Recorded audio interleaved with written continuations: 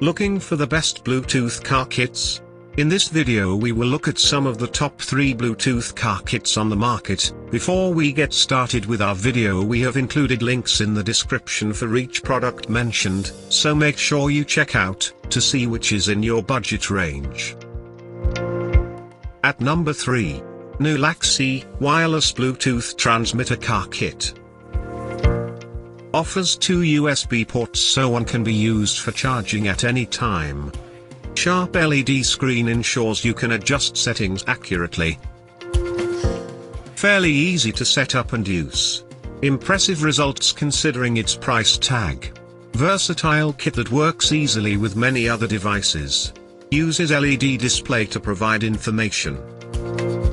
Makes use of older Bluetooth 3.0 version. May not last as long as others. At number 2. Esuper Bluetooth 4.2 Receiver Car Kit. Pairs more quickly than you might expect. Unit is easy to use right out of the box. Nice option in older vehicles with basic audio systems. Results are very pleasing considering the below average price point. Extremely low price point for latest Bluetooth version. Very small device that fits well in a vehicle. Won't fit all devices because of design of plug.